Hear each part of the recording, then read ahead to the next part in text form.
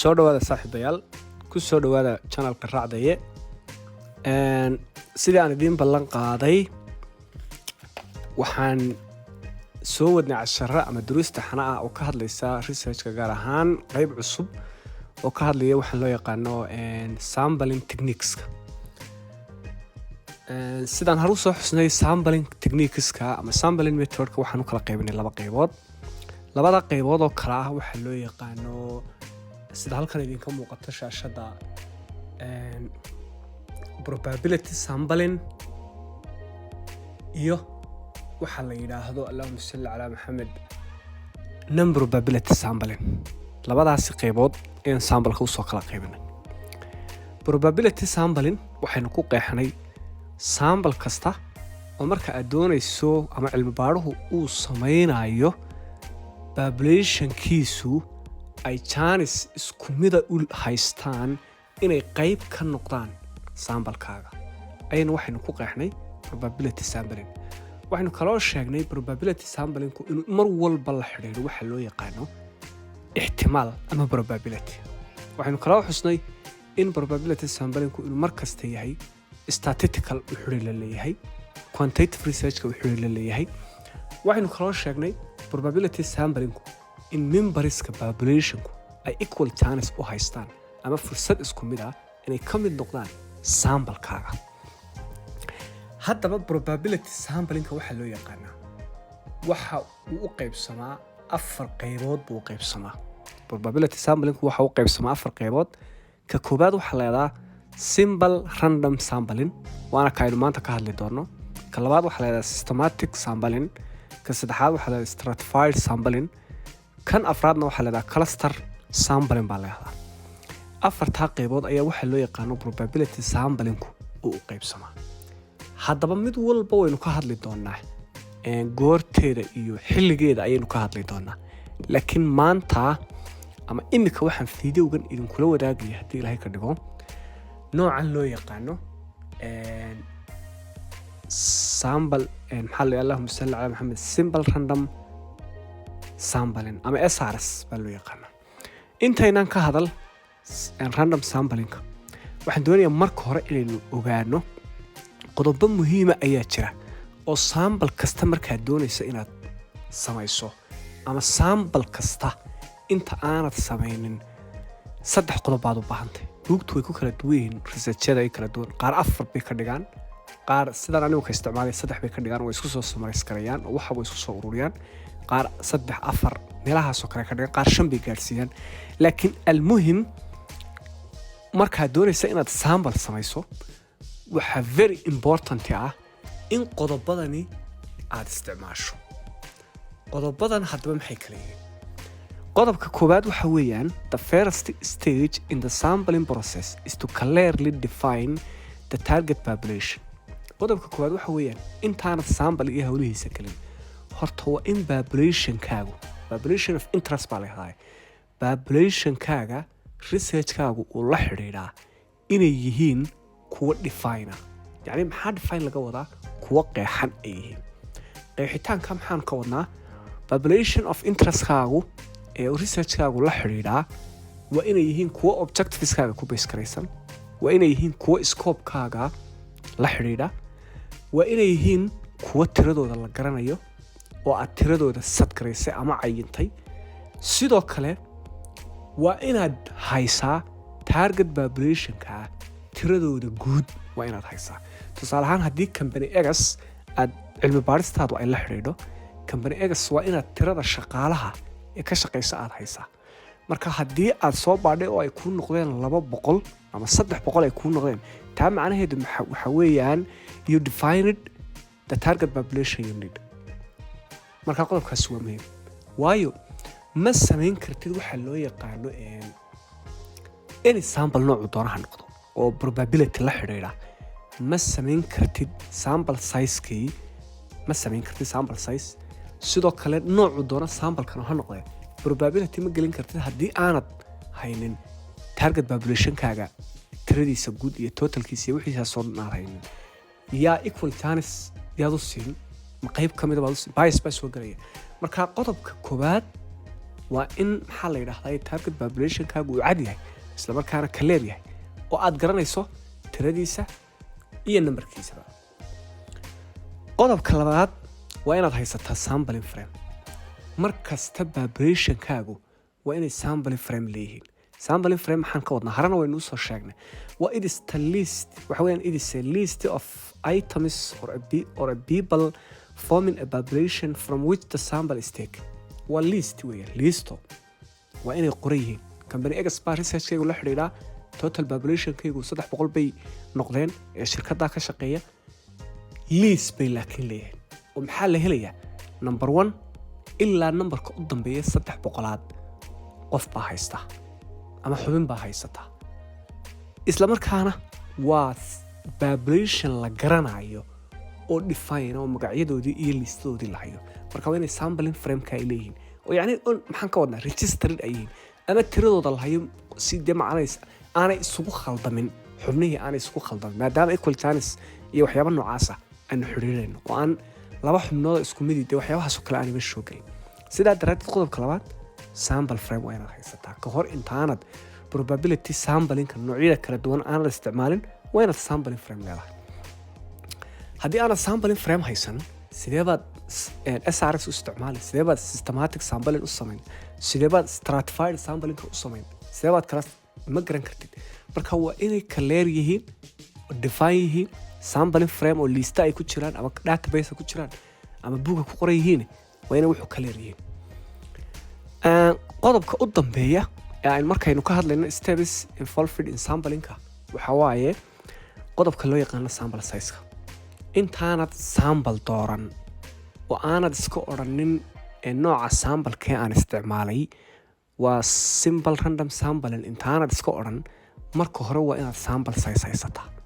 maxaan sample size ka wadnaa? sample size-ku waxa weeyaan waa tirada xubnaha ama itemska kuwaasoo laga qaadanayo populationka guud laga qaadanayo. tusaale ahaan company X 300 qof baa ka shaqeeya. 300 qof intaan uga baahanahay waa su'aal. marka intaanad 300 qof ku dhex dhicin horta waa inaad ka hor ka sii xisaabtantaa oo sii weydiisaa 300 intee baan uga baahanahay. midna la soco oo iska odhan maysid waxaan uga baahanahay 300 ka mid ah ama 50 ka mid ah. haddii aad tahdo 100 ka mid ah baan u baahanahay waa okay, laakiin su'aal baa taala sidee baad 100 ka mid ah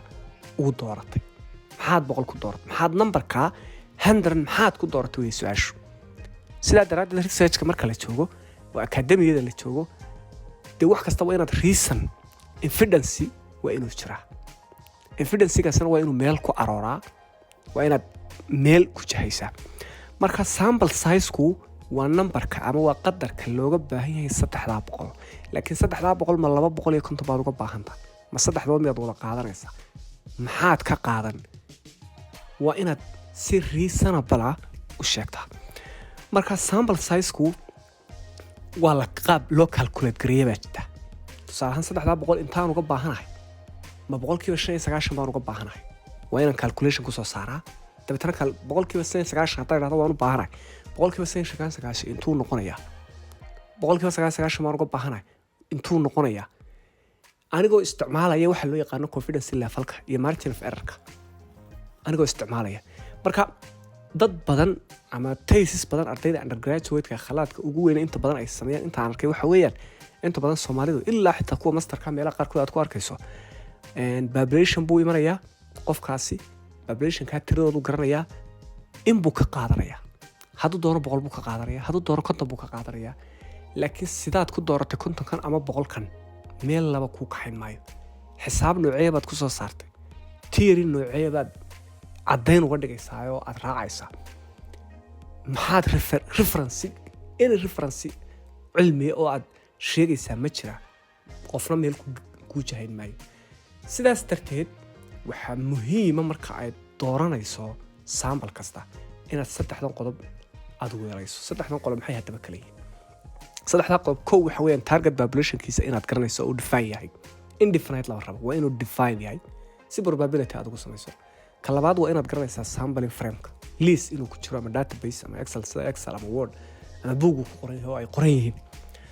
qodobka saddexaad sample size. sample size intaanad SRS dooran ama simple random sampling aanad samaynin horta tirada aan uga baahanahay population of interest-kaygu waa imisa waa inaad calculation kaasoo evidence leh aan ku dooranaa ku xisaabinaa ku calculate garaynaa qodobka aadka u muhiimkahay waxa weeyaan dadku inta badan ardaydu tayska markay sameynayaan undergraduate-ka ahi Soomaalida qof waliba wuxuu isku dayaa inuu sample-ka ugu yar samayn lahaa si uu hawl yaraysto laakiin la soco waxaanay ogeyn mar kasta oo sample size-kaagu uu yaraado waa mar kasta oo bias-kaaguna u bato oo research-kaaga laaxinku ku bato oo ma garanaysaayay su-aashii ama hypothesis-kii aad testgaraynaysay ama aad xalka u raadinaysay problemka aad xalka u raadinaysay xogta aad ka keentay ay weak tahay maxaa haddaba xalku waxa weeye mar kasta oo sample-kaagu badan yahay waa mar kasta oo maxaa la yidhaahdaayey solutionska ama xalka aad soo jeedinaysaa ama findingskaba dheh uu u dhow yahay saxnaanshiyaha u dhow yahay isla markaana biasku aad u yaryahay sidaasi daraaddeed waa inaad sample-ka aad mar walba kor u qaadaa waxaan kaga hadli doonaa episode ama video kalaan haddii ilaahay ka dhigo kaga hadli doonaa sida sample size-ka loo calculate gareeyo iyo waxyaabaha loo baahan yahay laakiin hadda waxaan ku jirnaa steebadii hore ah sambalada iyo noocyada ay kala yihiin dan waxaan u iman doonaa sida loo xusho mid kasta waay haddaba aanu nimaadna waxa loo yaqaano simple random sampling-ka qodba halka la yidhaahdo aynu u nimaadno simple random sampling waa maxay haddaba simple random sampling waa nooc ka mida probability sampling-ka kaas oo basekiisu uu yahay in dadka population-ka ah ama itemiska population-kaaga noocay doonaan ha noqdaane ay chance ama fursad isku mid ah u haystaan inay ka mid noqdaan dadka sambalka kugu jira ama cayinada kugu jira sidaan haro u xusna inta badan waa sample fudud marka loo eego kuwa kale inkastoo kuwa kale qaar badan aad u fudud ay jiraan haddii aad fahansan tahay sample-kan marka la dooranayo waxyaabaha muhiimka waxaa ka mid a mar walba waxa base ah waxa la yidhahdaa random si random ayaa loo dooranaya sidaa randomkaahi laba qaab midun bay noqotaa mid waxaa la yidhahdaa random number generator baa la yidhahdaa sahalkaaga muuqata oo inta badan ama excelka lagu soo xushaa oo qaacidada f-functionka la soo geliyaa nambaradii iyo dadkii liistadoodiina sampling frame-kaaga inaad ku soo xaraynaysaa ama table statistical baad ku base garaynaysaa kaa waa loo doortaa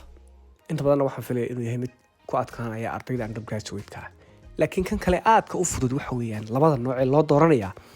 waa mid la yidhaahdo lottery method ama bakhtiyaa nasiib markaan doonayay inaan doorto tusaale ahaan 300 oo company egas ah 300 qofba magacyadoodii baan haystaa ama nambaroodii baan haystaa waa inaan nambariyaa dabeetana aan idhaahdaa nambarka koobaad ka labaad ilaa ka 300aad dabeetana aan bogoska ku guraa kadibna si bakhtiyaa nasiiba aan xushaa marka kan lottery method-ka inkastoo uu yahay old fashion oo qadiimi haddana still waa la isticmaalaa in qaab bakhtiyaa nasiiba lagu doorto maadaama equal chance ay ku jirto labadaa habbaa markaa lagu xushaa inaad random number generator-ka isticmaasho it's quite difficult laakiin qorshaha igu jirta haddii ilahay ka dhiga si excelka loogu xusho random maxaa la yidhahdaa random number generator-ka ama number table-ka sida loogu soo saaro waxay qorshaha igu jirta haddii ilahay ka dhiga episode-da ugu dambeeya inaan kaga hadlo se laakiin hadda basically waxaan doonaynaa inaad ila fahanto in labada noocee lagu dooran karaa ay yihiin kaa excelka database-ka la soo gelinaya random number generator-ka ee kuu soo saaraya sida bakhti equal chance kugu soo xulaya kan labaadoo isaguna aad u fiican waxa weeyaan waa lottery method-ka marka lottery method-ka waa isticmaal si bakhtiyaa nasiiba ku soo xulo dabeetana adigu soo dooro kadibna dadkii helay raadi ama subject-kii helay dooro hadday magaalo yihiin hadday wax kale yihiinba dooro qaabkaas markaa waa qaab aad u wanaagsan oo lagu xusho SRS-ka bahalkan loo yaqaano ama simple random sampling-ku inta badan waxyaabaha uu aadka ugu fiican yahay waxaa ka mid ah marka la doonayo in population laga doorto in ka mida laga soo xusho tusaale ahaan 20 arday oo galaas fadhiya baan u baahanahay 5 waa inaan lottery method geliyaa dabeetana aan ku soo saaraa intaan noqonaya bakti nasiibka intaan u tuuro kadibna ama aan aniguba soo xulaa intaan ku guro magacyadoodii iyo nambarkoodii xaadiriskooda ahay aan garanayo dabeetana aan sidaa ku soo xisho dabeetana sidaa ay kaga mid noqdaan respondentiskii ama participantkii ama ka qaybgalayaasha waxa af Soomaaliga lagu dhaahdo almuhim haddaba markaan isku soo wada ururino simple random sampling nooca koobaad ee probability sampling waxa weeye waa nooc loo yaqaano waa nooc basekiisu yahay ama ku base karaysan random wax la yiraahdo ama camal baktiya nasiib oo kale xubin kasta oo kamid ah population kaaguna equal chance bay u haysataa inay qayb ka noqoto waxa loo yaqaano participantigaaga laba qaab baana lagu xishaa inaad isticmaasho number generator ka aad soo samaysato which little bit quite difficulty laakiin waan sameynaa hadii la ka dhigo kalabaado ah lottery method waa inaad samaysato marka haddii dadkaagu total population kaaga guud hadduu 100 ahaa 100 imsaad uga baahan tahay marka hore sample size kaad soo samaynaysaa marka labaad baad deetana haddii 100 aad 70 uga baahatay 70 baad markaa lottery method tuuraysaa intaa markaan kaga nimaadna simple random sampling waxaan doonayaa inaan sheego faa'iidadiisa iyo khasaarihiisa ama si kaleba haddaan u dhigo muxuu ku wanaagsan yahay muxuu ku xun yahay waxyaabaha uu ku xun yahay kow waxa ah horta biaska ku yar bahalkan la yiraahdo SRS ka mar walba waxa ku yar waxa loo yaqaano biaska waxa la yiraahdo ama laaxinka waxa la yiraahdo ayaa aad ugu yar sidaas daraadeed baa loo isticmaalaa qodobka labaad ee uu aadka ugu muhiimsan yahay waxa weeyaan isaguna meesha ku jira aad wuxuu ugu fiican yahay small population 300 400 oo mar walba defined ah ayuu aad ugu wanaagsan yahay wuxuu sidoo kale aad ugu habboon yahay in lagu isticmaalo marka population of interest kaagu dadka aad cilmi baarista ka qaadaysa aad danaynaysa ay yihiin bulsho homogeneous maxaa laga wadaa waa bulsho isku midkaasi ama waa xagga age-ka ama waa xagga aragtida ama waa xagga location-ka ay joogaan wax walba uu gali karaa ama waxa laga yaabaa tusaale ahaan oo kale waa dad isku faculty ah same faculty ah ama same classmate ama same year adigu population isku mid ah waxa kale oo noqon kara population siyaasadda ku kala duwan way soo gali karaan waxa kale oo soo gali kara population xagga midabka sida black and white oo kale population ku kala duwan ethnic ku kala duwan kaasoo kale lagu soo gali kara marka wuxuu aad u wanaagsan yahay markuu population kaagu yahay homogeneous yahay aad markaasoo kale u fiican yahay marka la samaynayo run ahaantii waa wax fudud lottery method baad gelin ama number generator kaad gelin dabeetana waad soo xul marka kuwa kale loo dhigo somehow aad uga fudud yahay buuna wanaagsan yahay maxay tahay haddaba waxyaabaha uu ku xun yahay haddaba maxay waxyaabaha uu ku xun yahay waa waxyaabahan kan soo socda wuxuu aad ugu xun yahay waxaan loo yaqaano SRS-ku oo mushkilad uu ku yahay waxa adag badanaaba in lagu isticmaalo dad maxaa la yiraahdaa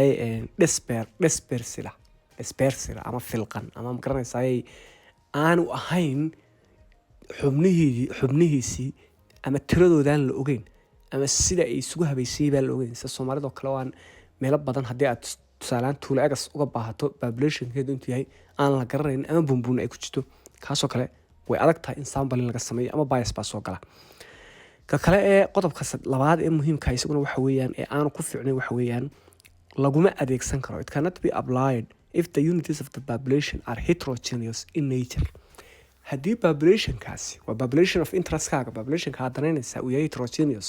mid kala duwan ama xagga age ku kala duwan ama xagga gender ku kala duwan ama aqoonta u kala duwan ama waxyaabo maxaa la yiraahdaa la halmaala ayuu u kala duwan yahay way adag tahay ama beliefska iyo aragtida u kala duwan yahay ama ethnic u kala duwan yahay really waa difficult iyaduna waxyaabaha uu inta badan marmarka qaar yeesho waxa kamid ah marka populationku aad u farabato oo kale waqti badan buu cunaa intaad maxaa la yiraahdaa number generator ka soo abuurayso ama soo kala dooranayso taxadir badan uu kaaga baahay sidoo kale loo tiriga inta sameynaysa isku gureysay number sameynaysa ayaa waxay samaysaa inuu waqti badan ka cuno laakiin marka la isku soo wada duuduubo bahalkani aad u fiican yahay SRS-ka loo yaqaan markaynu haddaba isku soo wada xoorino waxaan ka hadalay SRS-ka waxa loo yaqaan waa sample kasta oo marka aad doonaysa inaad doorato dadka ku tirsanayaasha population of interest-kaaga equal chance baad siinaysaa isku mid ah si ay kaaga qayb noqdaan participant-gaaga inta badan SRS-ku waa random, qaab random ah. adigu ma jeclid jacaylkaaga iyo xiisahaaga iyo saaxiibtinimadaada ku dooran maysid, but you have to provide an equal chance for every member of the society. faa'iido iyo maxaa la yidhahdaa wuxuu ku wanaagsan yahay wuxuu ku xun yahay way jiraan, laakiin haddana aad buu u wanaagsan yahay. Still waa mid ka mid a marka probability samplinka la joogo iyo booliska. tusaalehaan booliska oo kale marka la sameynayo maxaa la yidhahdaa sarfeeyada ra'yi ururinta marka la sameynayo, shirkadahoo kale ay sarfeyga sameynayaan ama ay online ha kugu soo diraan ama telefoonkaaga ha kaaga soo diraan,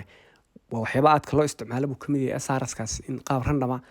lagu soo diyaariyo dabeetana lagu soo diro. marka runtii waa qaab bahal aad u fiican oo muhiim ah. aad baa u mahadsantihiin, la soco qaybta dambe haddii Ilaahay ka dhigo.